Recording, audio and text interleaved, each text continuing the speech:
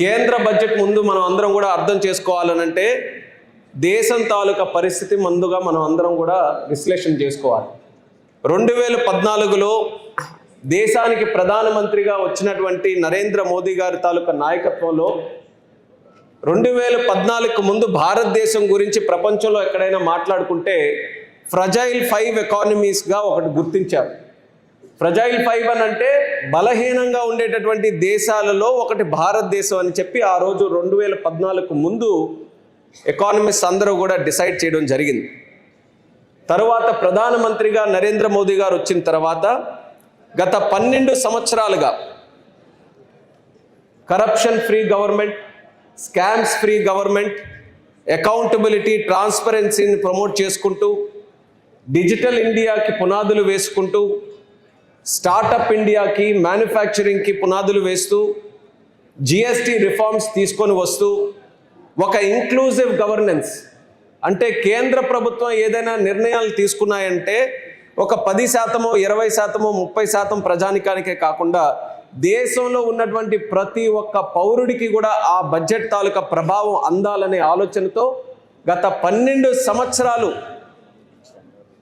అలుపెరగనటువంటి ఒక శ్రమతో కృషి చేసినటువంటి ప్రధానమంత్రి గారి తాలూకా విజన్ వల్ల ఫ్రజైల్ 5 అంటే బలహీనంగా ఉన్నటువంటి ఒక 5 ఎకానమీస్ నుంచి ఈరోజు మళ్ళీ అదే ప్రపంచం 4వ అత్యధిక ఆర్థిక శక్తిగా ఈరోజు భారతదేశం గుర్తిస్తుందనంటే అది మనందరికీ కూడా చాలా గర్వకారణం. ఆ క్రెడిట్ కూడా ప్రధానమంత్రి నరేంద్ర మోదీ గారికి దక్కుతుందని తెలియజేస్తున్నాను. ఈ 12 సంవత్సరాలు జరిగినటువంటి ఈ రిఫార్మ్స్ వల్ల ఈ స్టేజ్కి వచ్చిన తర్వాత ఇప్పుడు ఏం చేయాలి? ఈ 2026 సంవత్సరం దీని తాలూకా ఒక విశిష్టత ఏంటంటే 21వ శతాబ్దంలో 2వ క్వార్టర్ ఏదైతే ఉందో దానికి మొదలుపెట్టేటటువంటి సంవత్సరం. ఈ 21వ శతాబ్దంలో 25 సంవత్సరాలు పూర్తి చేసుకున్నాం. ఈ 25th నుంచి 50th ఇయర్కి వెళ్ళడానికి మొట్టమొదటి సంవత్సరం ఇది. ఇందులో ఒక చాలా పెద్ద లక్ష్యం మన అందరం భారతదేశం తరపున పెట్టుకున్నాం. వికసిత్ భారత్ 2047. 2047 అనంటే భారతదేశం 100 సంవత్సరాలు స్వాతంత్ర దేశంగా ఉన్నటువంటి ఆ సందర్భంలో అప్పటికైనా సరే మన దేశం సంపూర్ణంగా వికసిత్ చెందాలనే ఆలోచనతో నరేంద్ర మోదీ గారి తాలూకా ఆధ్వర్యంలో ఒక లక్ష్యం దేశం మొత్తం మీద మనం అందరం కూడా అందుపుచ్చుకున్నాం. వికసిత్ భారత్గా మనం అందరం కూడా అవతరించాలి. అది కూడా ఈ క్వార్టర్లో 2047ని మనం హిట్ చేయబోతున్నాం. అది సాధించాలనంటే ఇంకా భవిష్యత్తులో మనం ఏం చేయాలి? ఆ నిర్ణయాలకు అనుగుణంగా తయారు చేసినటువంటిదే ఈసారి ప్రవేశపెట్టినటువంటి కేంద్ర బడ్జెట్.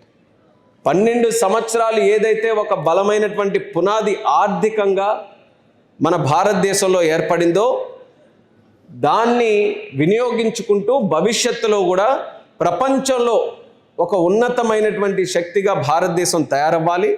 అలాగే మన భారతదేశం కూడా సంపూర్ణంగా అభివృద్ధి చెందాలనే ఆలోచనతో ఆర్థిక శాఖ మంత్రివర్యులు నిర్మలా సీతారామన్ గారు ప్రవేశపెట్టిన బడ్జెట్. ఇందులో కూడా ఒక విశ్లేషణ మనం చేసుకుంటే 9 సంవత్సరాలు కంటిన్యూస్గా ఒక మహిళ ఫైనాన్స్ మినిస్టర్గా ప్రవేశపెట్టారనంటే అది కూడా మనందరికీ కూడా గర్వకారణం. 9 సంవత్సరాలు కంటిన్యూస్గా నిర్మలా సీతారామన్ గారు పెట్టడం, ఆవిడ ప్రవేశపెట్టినటువంటి బడ్జెట్లో ప్రధానమంత్రిగా నరేంద్ర మోదీ గారు కంటిన్యూస్గా ఉండడం. అంటే ఒకే ప్రధానమంత్రితో ఒకే ఫైనాన్స్ మినిస్టర్ 9 కన్సెక్యూటివ్ బడ్జెట్స్ పెట్టడం కూడా ఇదే తొలిసారి భారతదేశ చరిత్రలో.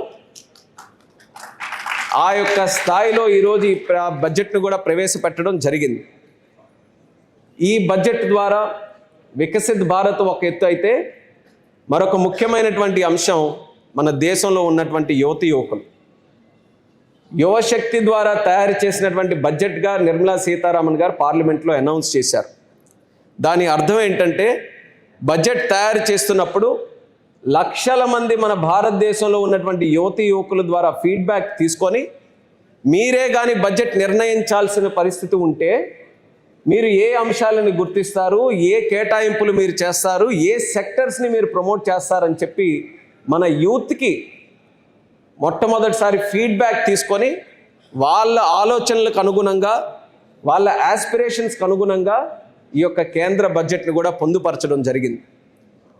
ఈ యొక్క లక్ష్యాలు ఈ బడ్జెట్లో ఉన్నటువంటి కేటాయింపులు ఇవన్నీ కూడా చూసుకుంటే ఒక అపోహ ఎప్పుడు కూడా క్రియేట్ చేస్తున్నటువంటి అపోహ కూడా తొలగించాల్సినటువంటి బాధ్యత నా మీద ఉంది. ఎప్పుడు కూడా కేంద్ర బడ్జెట్ పెట్టిన తర్వాత ఏ రాష్ట్రాల్లో ఎన్నికలు జరుగుతున్నాయో ఆ ఎన్నికల కోసమే బడ్జెట్ అని చెప్పి ప్రతిసారి కూడా ఒక వాదన తీసుకొని వస్తుంటారు. బడ్జెట్ చూడండి, ఇప్పుడున్న రాష్ట్రాలు చూడండి, కానీ గట్స్తో ధైర్యంతో ఫైనాన్స్ మినిస్టర్ గారు రూపకల్పన చేసినటువంటి ఈ బడ్జెట్ కేవలం ఎన్నికలు జరుగుతున్నటువంటి రాష్ట్రాలకే కాదు, యావత్ భారతదేశానికి కూడా భవిష్యత్తు నిర్ణయించే విధంగా చేశారు. అది ఒక రకంగా చేయాలన్నా ఎంతో ధైర్యం కావాలి. ఎందుకనంటే క్రిటిసిజం, ఎలక్షన్లో వచ్చినటువంటి రాష్ట్రాలకు ఇవ్వకపోతే ఏం మా రాష్ట్రాలు గుర్తుకు లేదా అని, ఆ రాష్ట్రాలకు ఇచ్చిన తర్వాత మిగిలిన రాష్ట్రాలు ఏం మేము లేమా మా భారతదేశంలో అని, అంటే ఎప్పుడు కూడా కత్తి మీద సాములాగే బడ్జెట్ ఎప్పుడు కూడా ఉంటుంది. కానీ అటువంటి క్లిష్టమైనటువంటి ఆ పరిస్థితుల్లో కూడా ఒత్తిడిలో కూడా భారతదేశ భవిష్యత్తుని నిర్ణయించుకొని రాజకీయాలని పక్కన పెట్టి 140 కోట్ల మంది భారతీయులు వాళ్ళ భవిష్యత్తుని నిర్ణయించే విధంగా ఈ కేంద్ర బడ్జెట్ పెట్టారనేది గర్వంగా ఈ సందర్భంగా తెలియజేసుకుంటున్నాను. అందులో ముఖ్యమైనటువంటి సెక్టర్స్ మనం తెలుసుకోవాల్సినటువంటిది, 7% వృద్ధి రేటుతో గత 12 సంవత్సరాలుగా మనం భారతదేశం ముందుకు నడుస్తుంది. IMF కూడా ఇంటర్నేషనల్ సంస్థ ప్రపంచంలో 7% పెరిగేటటువంటి దేశాలలో మరొక 20 సంవత్సరాల వరకు ఖచ్చితంగా భారతదేశం ఉండబోతుందని కూడా చెప్పింది. ఈ 7% గ్రోత్ని మనం అచీవ్ చేసుకోవాలి భవిష్యత్తులో కూడా అని అంటే ఖచ్చితంగా దాని మీద కూడా దృష్టి పెట్టుకొని మనం కొన్ని నిర్ణయాలు తీసుకోవాలి. ఎందుకంటే ప్రపంచంలో US కానీ చైనా కానీ ఏవైతే పెద్ద పెద్ద ఎకానమీస్ ఈరోజు మనం అనుకుంటున్నాం అవి కూడా 2% 3% గ్రోత్ రేట్తోనే ఈరోజు ఉన్నాయి. కానీ భారతదేశం దానికి డబల్ కంటే ఎక్కువగా 7% గ్రోత్ రేట్తో ఈరోజు ముందుకెళ్తున్నప్పుడు కొన్ని ముఖ్యమైనటువంటి రంగాలు మనం ఎంచుకొని రేపు భవిష్యత్తులో కూడా ఏదైతే ప్రభావితం చేస్తాయో ఆ అంశాలను తీసుకొని ముందుకు వెళ్ళాలి. అందులో అత్యంత కీలకమైనటువంటిది మ్యానుఫ్యాక్చరింగ్ సెక్టర్. మీ అందరికీ కూడా తెలుసు, మోదీ గారు ప్రధానమంత్రి అయిన దగ్గర నుంచి ఒక నినాదంతో ప్రజల్ని ఎప్పుడూ కూడా తట్టి లేపేవారు, అదే మేక్ ఇన్ ఇండియా క్యాంపెయిన్. మనం స్వదేశీ వస్తువులు వాడాలి, మన కంపెనీల్ని మనం ఎంకరేజ్ చేయాలి, అలాగే మన తయారీ రంగాన్ని మనం ప్రోత్సహించుకోవాలి, మన ఇంపోర్ట్స్ తగ్గించుకొని ఎక్స్పోర్ట్స్ పెంచే విధంగా మన మ్యానుఫ్యాక్చరింగ్ సెక్టర్ని మనం ఎంకరేజ్ చేయాలని మోదీ గారి తాలూకా ప్రయత్నం ఎన్నో సంవత్సరాల నుంచి కొనసాగుతూ వస్తుంది. ఈరోజు దాన్ని డెవలప్ చేసే విధంగా మ్యానుఫ్యాక్చరింగ్లో కొన్ని అద్భుతమైనటువంటి రంగాలు ఎంచుకొని ఫోకస్డ్ అప్రోచ్తో తయారీ రంగాన్ని ప్రమోట్ చేయడం జరుగుతుంది.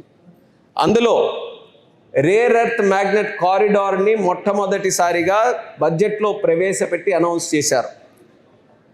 అందులో మరొక విశేషం ఏంటంటే ఆంధ్రప్రదేశ్ రాష్ట్రాన్ని కూడా గుర్తించారు.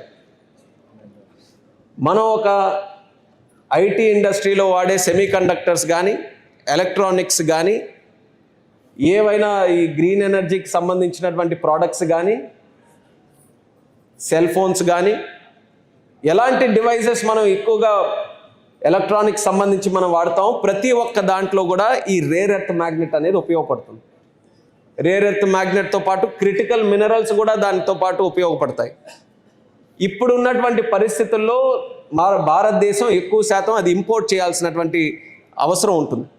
కానీ మన దగ్గర ఖనిజాలు ఉన్నాయి, దానికి సంబంధించి ఒక ప్రత్యేకమైనటువంటి ఒక కార్యక్రమం చేస్తూ భారతదేశంలో క్రిటికల్ మినరల్స్ ఎన్ని ఉన్నాయి, ఏవేవి మనం గుర్తించాలి, ఎక్కడ దాని తాలూకా మైన్స్ ఉన్నాయి, ఏవి మనం ఎక్స్ప్లోర్ చేయాలి, దేవి మనం మైన్ చేసి దాన్ని మనం ప్రోడక్ట్స్గా తయారు చేయాలి, ఇవన్నీ కూడా ఒక సర్వే కానీ రీసెర్చ్ కానీ అన్నీ కూడా చేసిన తర్వాత ఈరోజు రేర్ ఎర్త్ మ్యాగ్నెట్ కారిడార్స్ కూడా మన భారతదేశంలో మొట్టమొదటిసారిగా మనం స్థాపించబోతున్నాం. ఆంధ్రప్రదేశ్ కూడా దానికి వేదిక కాబోతుంది.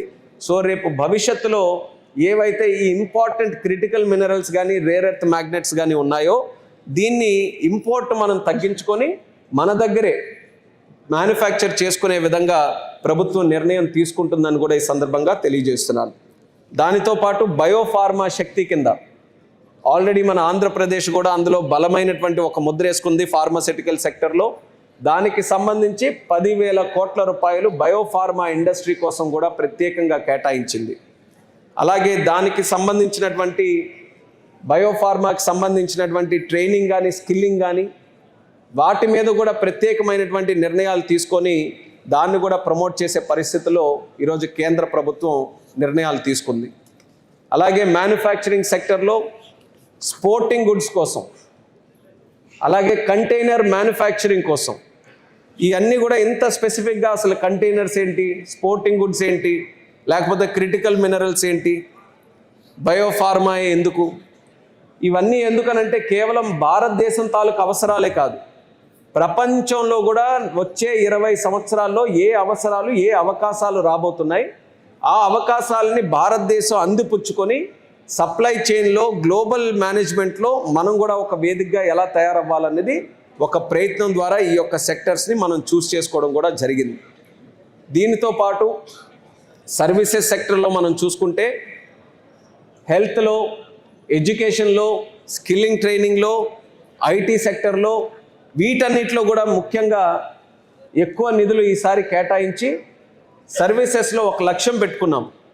2047 సంవత్సరానికి ప్రపంచంలో ఉండే సర్వీసెస్ అన్నీ కూడా అందులో 10% మన భారతదేశం నుంచే రావాలని, ఇది మోదీ గారి తాలూకా లక్ష్యం. ఈ లక్ష్యం చేరుకోవాలనంటే ప్రపంచంలో ఉన్నటువంటి సర్వీసెస్ ఏంటి, ఆ సర్వీసెస్కి అనుగుణంగా ఎక్కడెక్కడ గ్యాప్స్ ఉన్నాయి, ఆ గ్యాప్స్ మన భారతదేశం యువకులు ఎలా ఫిల్ చేయగలరు, దీని మీద ప్రత్యేకంగా స్టడీ చేసి ఆ విషయాలన్నింటినీ కూడా ఈ బడ్జెట్లో పొందుపరిచారు.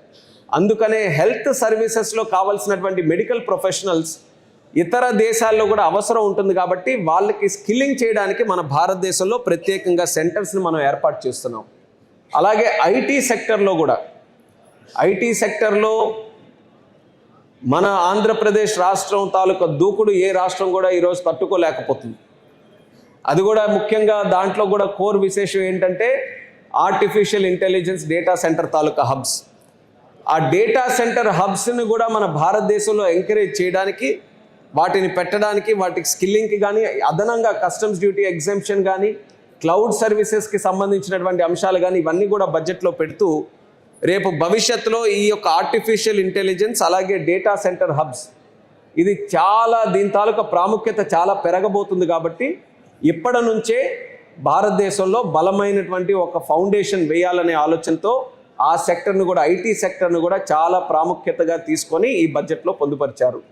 సెమీ కండక్టర్ మిషన్ గతంలోనే మనం మొదలుపెట్టాం. సెమీ కండక్టర్ చిప్స్ కానీ తయారు చేయాలనంటే ప్రపంచంలో 3-4 దేశాల వేళ్ళ మీద మనం లెక్క పెట్టచ్చు. భారతదేశంలో జరుగుతుందా లేదా అన్నటువంటి అనుమానం ఉండేది. కానీ వేదిక ద్వారా అభినందించదలుచుకున్నాను అశ్విని వైష్ణవ్ గారు.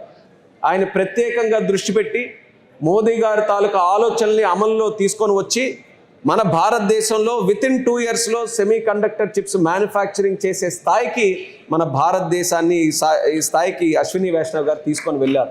అది కూడా మనందరికీ చాలా గర్వకారణం. మనం సక్సెస్ సాధించాం. గతంలో సెమీ కండక్టర్ డివైసెస్ కోసం ఆ ఇండస్ట్రీ కోసం 22,000 కోట్లు కేటాయిస్తే ఈరోజు ఆ సక్సెస్ సాధించడం వల్ల సుమారు 40,000 కోట్ల రూపాయలు దీనికోసం ప్రత్యేకంగా కేటాయించి ఆ సెమీ కండక్టర్ మిషన్ని ఇంకా ముందుకు నడిపించగలుగుతున్నారు. అలాగే ఈరోజు ఇన్ని రకాల సెక్టర్స్ మనం చూసాం. ఈ సెక్టర్స్ యువత ఎలాగ దానికి అందిపుచ్చుకోవాలనంటే యువత కూడా ఈరోజు ఆంటర్ప్రినర్స్గా మారాలి. చంద్రబాబు నాయుడు గారు ఆయన కూడా ప్రతి నిమిషం కూడా చెప్పేటటువంటి మాట 1 family 1 entrepreneur. ప్రతి కుటుంబం నుంచి కూడా ఒక ఆంటర్ప్రినర్ రావాలని. ఈ భాష కేవలం ఆంధ్రప్రదేశ్లోనూ భారతదేశంలోనే మాట్లాడుతున్నది కాదు. నేను మొన్న దావోస్లో కూడా వరల్డ్ ఎకనామిక్ ఫోరంలో పార్టిసిపేట్ చేస్తున్నప్పుడు ప్రపంచం అంతా కూడా ఇదే భాష మాట్లాడుతుంది. ఆంటర్ప్రినర్షిప్ని ఎలా ఎంకరేజ్ చేయాలి, కేవలం ఒకళ్ళు చదువుకొని జాబ్ సంపాదించుకోవడమే కాదు, వాళ్ళ స్థాయి పెరిగి ఒక ఐడియాతో వాళ్ళు ఏదైనా ఒక కంపెనీ పెట్టి దేశం ప్రభావితం చేసే విధంగా ఏం చేయొచ్చు సర్వీసెస్లో కానీ మ్యానుఫ్యాక్చరింగ్లో కానీ, ఇది ఒక పెద్ద చర్చ ప్రపంచం మొత్తం మీద జరుగుతుంది. అటువంటి ఆ ఆంటర్ప్రినర్షిప్ని ఎంకరేజ్ చేయడానికి కూడా బడ్జెట్లో ఈ యొక్క బడ్జెట్లో కూడా కొంత నిధులు కూడా కేటాయింపు చేయడం జరిగింది. స్టార్టప్ మిషన్ చాలా సక్సెస్ఫుల్గా భారతదేశంలో నడుస్తుంది. ఎక్కడో 2014లో 3-4 వేలు ఉన్నటువంటి స్టార్టప్స్ ఈరోజు 2 లక్షలకు పైగా స్టార్టప్స్ ఈరోజు మన భారతదేశంలో ఉన్నాయి. అలాగే అందులో సక్సెస్ సాధించినటువంటి స్టార్టప్స్ తాలూకా సంఖ్య కూడా చాలా పెరిగింది. దాన్ని కూడా నెక్స్ట్ లెవెల్కి తీసుకొని వెళ్ళాలి. సో స్టార్టప్ మిషన్ కింద దానికి కూడా నిధులు కేటాయించారు. అలాగే MSMEs, most important job creating sector in the country. అత్యధికంగా మనకి జాబ్స్ ఎక్కడ, కొత్త ఉద్యోగాలు కానీ కొత్త ఉపాధి అవకాశాలు ఎక్కడొస్తున్నాయనంటే సూక్ష్మ మధ్యమ తరగతి ఈ యొక్క ఇండస్ట్రీస్ ఏవైతే ఉన్నాయో అక్కడ ఎక్కువ గ్రామీణ ప్రాంతాల వారు కూడా చిన్న చిన్న స్కిల్స్తో పాటు అందులో పని చేసుకునే అవకాశం వాళ్ళందరికీ కూడా దక్కుతుంది. అటువంటి ఎంఎస్ఎంఈ సెక్టర్కి కూడా పెద్ద ఎత్తున ప్రమోట్ చేయడానికి ఈ యొక్క బడ్జెట్లో కూడా నిధులు కేటాయించడం జరిగింది. మరి అలాగే డిఫెన్స్ సెక్టర్ చాలా ముఖ్యమైనటువంటిది.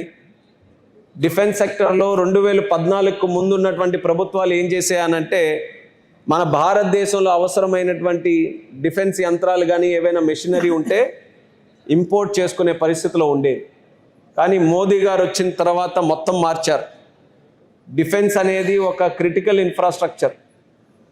మనం ఇంకెవరి మీద వివిధ ఇతర దేశాల మీద మన సురక్షితం కోసం మనం ఆధారపడకూడదు.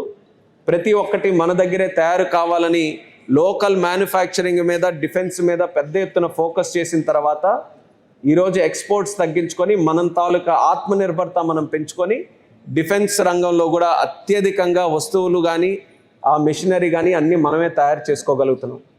దాని తాలూకా ప్రభావమే గత సంవత్సరంలో మన దేశం మీద ఉగ్రవాదుల తాలూకా దాడి జరిగితే చెంప చెల్లుమనే విధంగా టెర్రరిస్టులు కూడా మనం ఆపరేషన్ సింధూర్ ద్వారా సమాధానం చెప్పగలిగామనంటే డిఫెన్స్ సెక్టర్లో మనం సాధించినటువంటి ప్రగతి వల్లే అది చేయగలిగామన్నది కూడా ఈ సందర్భంగా తెలియజేస్తున్నాను. వీటితో పాటు గ్రీన్ ఎనర్జీ, ఏ దేశం అభివృద్ధి చెందాలన్నా సరే ఎనర్జీ అత్యంత ముఖ్యమైనటువంటి పాత్ర.